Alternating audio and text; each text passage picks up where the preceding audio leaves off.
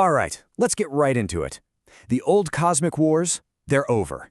A whole new order has been forged, and right at the heart of it is this ancient forgotten monster who's been reborn, not as a king, but as a full-blown god. And from his throne, well, he's about to rewrite reality itself. So this is it. This is the new, terrifying law of the land. It asks a pretty profound question, doesn't it?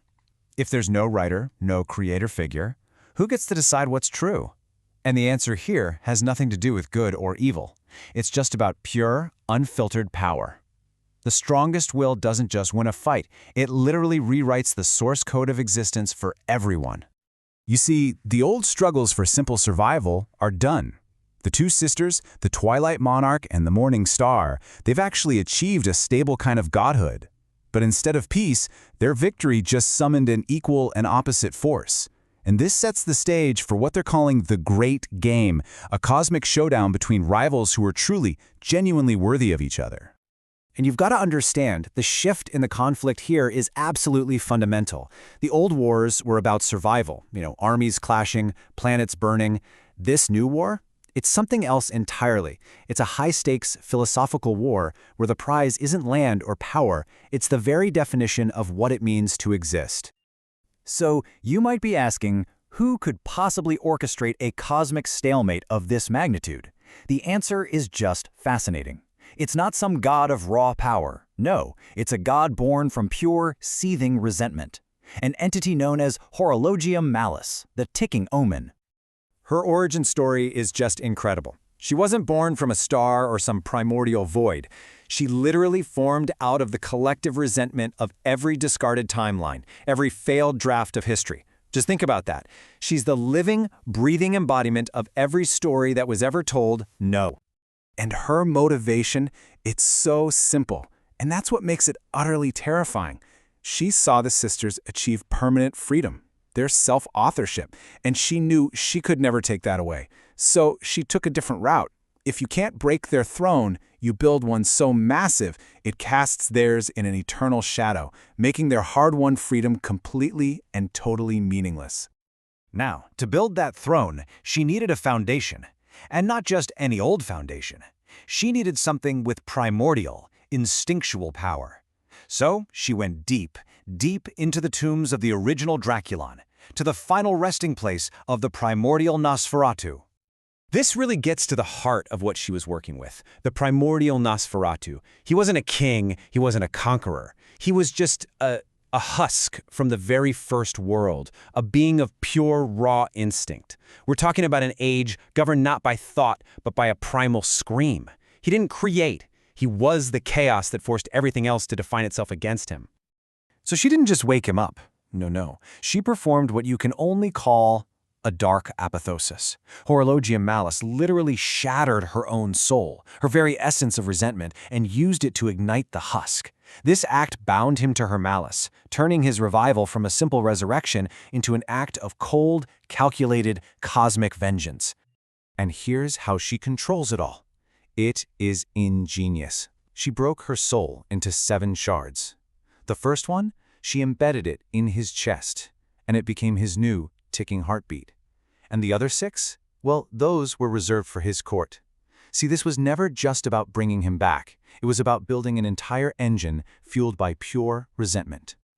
A god can't rule alone, right? Especially not when you're playing a game against other gods. The Nosferatu needed a court of equals, but he didn't look for heroes or champions. He reached into the cosmic recycle bin, the discarded scripts of the multiverse, the failed drafts, the forgotten timelines, and he pulled forth the errors. And this right here is the crucial point. His court members, they are not minions. They're sovereign beings, each one an incredibly powerful narrative mistake that has now been given a divine purpose. I mean, it's the ultimate proof that you can build immense power from the very ideas that everyone else threw away. This is his unholy cabinet. So let's meet the brain trust of this new court. First up, you've got the arch-strategist, Vlad the Impaler, a guy who sees the entire multiverse as just one big chessboard. Then there's Vampiri Merlin, the High Priest, who apparently wields the static between stars as actual magic. And at the very philosophical core of it all is Friedrich Nietzsche, who's been reborn as the Pale Redeemer.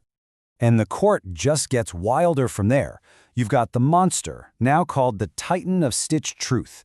And get this, he can't be killed because he is literally the sum of everything that has ever died.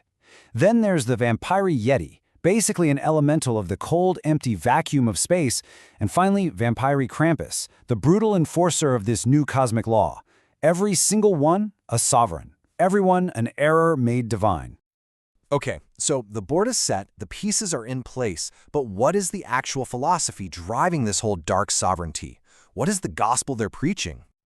And we circle right back to that central, terrifying question, the one that their prophet, Nietzsche, keeps asking. In a universe that lacks a definitive writer who's dictating the story, who gets to define reality? Who writes the next chapter for everyone? And here they are, the two opposing answers that define this entire cosmic war. On one side, you have the sisters, who champion self-authorship, the idea that every individual gets to define their own existence. But on the other side, the Nosferatu's camp argues for cosmic inevitability, the belief that the single strongest will in the universe gets to define existence for everybody. So what does that power actually look like in practice? When the deity of the void speaks, his words aren't commands that you can choose to obey or ignore. They are literal changes to the source code of reality. His voice isn't heard as a sound, but as a fundamental shift in physics, in existence itself. It's been described as the sound of a universe ending. And that brings us right back to where we started. On the throne of the restored Draculon, the new deity of the void sits, raising a goblet not of blood, but of cosmic ichor. He's not sneering at his rivals. He's raising his glass in a gesture of cold, terrifying respect. The great game for the very meaning of existence has officially begun. And that just leaves us with one final, haunting thought to chew on. You know, in a physical war, worlds burn, people die. But when gods go to war not over territory, but over the very nature of truth and existence, what's the collateral damage then? What happens to reality itself when it gets caught in the crossfire of ideas?